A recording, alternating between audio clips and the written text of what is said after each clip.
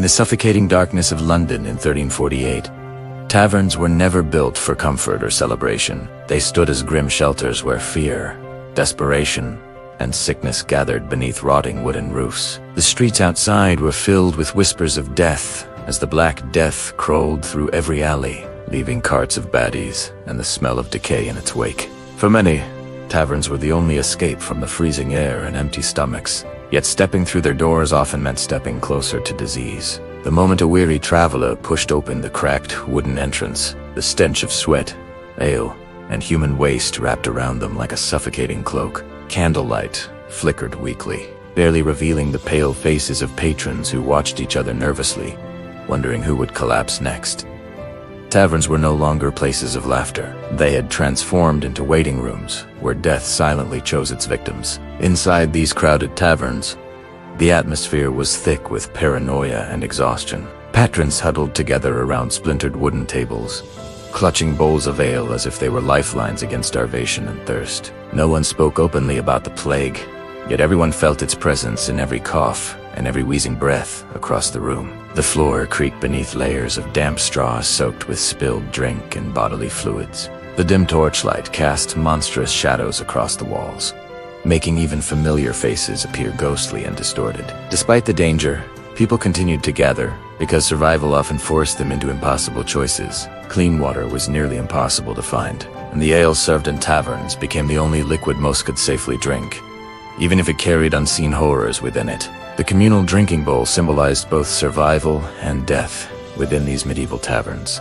Unlike modern drinking customs, personal cups or mugs were rare luxuries that most laborers could never afford. Instead, thick wooden bowls or crude ceramic jugs were passed from hand to hand across crowded tables. Each sip connected strangers through shared desperation and invisible disease. The rims of these bowls carried layers of dried ale, sweat, food, residue, and bacteria embedded deep within the cracked wooden surface. Tavern keepers occasionally wiped them with a single filthy cloth, spreading contamination rather than removing it. With every shared drink, patrons unknowingly participated in a ritual that allowed illnesses to travel effortlessly from one body to another, accelerating the plague's devastating reach. Brewing practices inside taverns only deepened the danger hidden within every cup of ale, without the widespread use of hops. Medieval ale spoiled quickly and depended heavily on the cleanliness of its surroundings, which were rarely sanitary. Brewing barrels sat beneath thatched roofs where rainwater,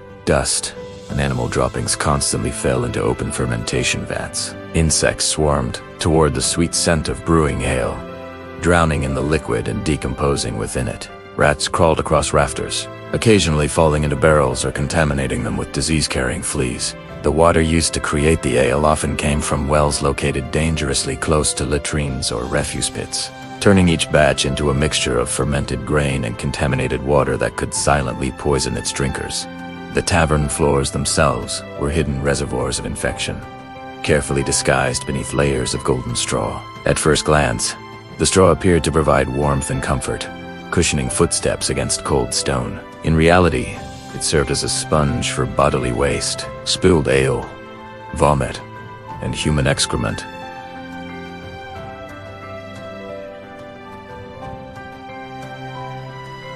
And accumulated night after night. Instead of cleaning the floor, tavern workers simply spread fresh straw over the rotting layers below, trapping centuries of filth beneath a deceptive surface. Fleas, lice, and rats thrived within this environment, feeding on waste and spreading disease through every corner of the tavern. Each step taken by a patron forced contaminated moisture upward, coating boots and clothing with bacteria that would later travel back into crowded homes and narrow city streets. Beyond the foul floors and tainted ale, tavern kitchens concealed horrors that few patrons ever imagined. Food preparation areas were dark, cramped, and rarely cleaned, filled with smoke from constantly burning hearths. Cooks worked quickly, not out of skill or pride, but out of necessity to hide the condition of the ingredients they used. Meat, the most desired and expensive item on any tavern table, spoiled rapidly in the absence of refrigeration. Tavern owners often purchased cheap cuts from market stalls that had already begun to decay under the sun and city smoke. By the time the meat reached the kitchen, it frequently carried the unmistakable smell of rot, which cooks attempted to mask using heavy spices and long boiling processes. The use of spices such as black pepper, cloves, cinnamon, and garlic was not always a sign of culinary sophistication during the Middle Ages.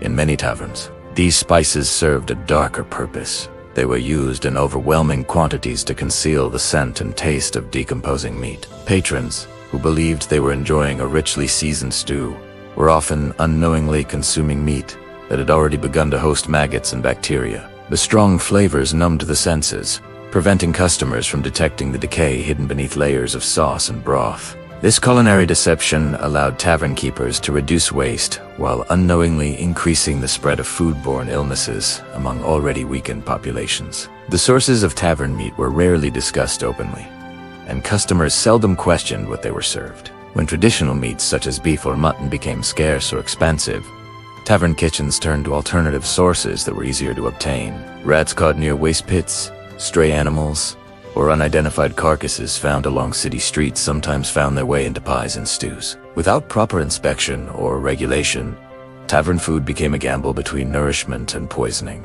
Many patrons experienced stomach sickness, parasites, or severe infections after meals. Yet they returned because hunger was often more frightening than illness. The presence of rats inside medieval taverns was so common that many patrons barely noticed them anymore. These animals thrived in environments rich with food scraps, waste, and warmth provided by crowded human gatherings. Fat sewer rats with matted fur roamed freely across floors and beneath benches, scavenging bones and discarded meals. They nested within walls, under straw floors, and in storage areas where grain and brewing ingredients were kept. More dangerous than the rats themselves were the fleas they carried, which acted as primary transmitters of the plague. As rats moved through the tavern, their fleas jumped onto furniture, clothing, and human skin, spreading disease silently and efficiently. The overcrowded nature of taverns created ideal conditions for disease transmission beyond rat infestations. Patrons often sat shoulder to shoulder, sharing warmth during freezing nights and leaning against one another while drinking or singing. Close physical contact allowed lice and fleas to travel rapidly between individuals, turning taverns into living networks of infection. Coughing, sneezing, and physical exhaustion filled the air with droplets that carried deadly bacteria. In such confined spaces, even a single infected patron could unknowingly spread illness to dozens of others within hours. By the time customers left the tavern, they often carried invisible passengers that would continue spreading disease throughout the city. The lighting inside medieval taverns added another layer of danger to an already hazardous environment. Most establishments relied on tallow candles made from animal fat, which produced thick, greasy smoke and a weak, flickering glow. These candles emitted a foul odor that mixed with the smells of sweat, ale, and decay, creating an overwhelming atmosphere. The dim lighting made it nearly impossible for patrons to notice spoiled food, filthy utensils, or vermin crawling across tables and floors. Shadows danced along the walls, often hiding movement that could have revealed contamination or disease-carrying pests. In this darkness, ignorance became a silent partner in the spread of infection. Utensils used in taverns were rarely cleaned properly, further contributing to the spread of illness. Wooden spoons, knives, and bowls were reused repeatedly throughout the day. Without washing, when cleaning did occur, it often involved wiping utensils with dirty rags or rinsing them briefly in contaminated water. The porous nature of wood allowed bacteria and food particles to remain trapped within the material, creating long-term breeding grounds for pathogens.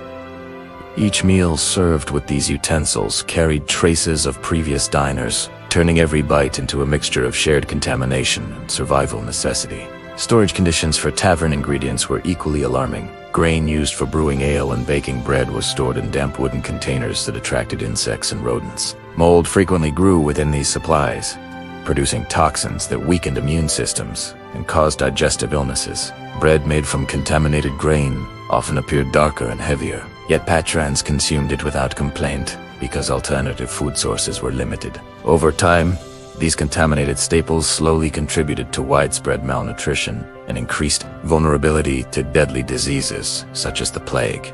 The role of tavern workers placed them at constant risk of exposure to disease while unknowingly spreading it to others. Tavern keepers, servers, and cooks handled food, drinks, and money throughout the day, often interacting with dozens of sick or infected patrons. Without knowledge of germ theory, workers rarely considered the possibility that their hands or clothing could carry illness. Many continued working even while showing symptoms, fearing loss of income or punishment from employers. As a result, tavern staff became central figures in maintaining business operations while simultaneously acting as unintentional carriers of deadly pathogens. Medical understanding during the 14th century offered little protection against the dangers hidden inside taverns. Most people believed diseases spread through foul-smelling air, known as miasma, rather than through bacteria or parasites. Taverns, filled with strong odors and poor ventilation, were thought to be unhealthy but unavoidable. Patrons attempted to protect themselves by carrying herbs, wearing scented cloths over their noses, or drinking strong alcohol, believed to cleanse the body. Unfortunately, these methods provided no real defense against fleas, contaminated food, or infected drinking vessels. The lack of scientific knowledge allowed taverns to remain active centers of social life while unknowingly accelerating the spread of one of history's deadliest pandemics.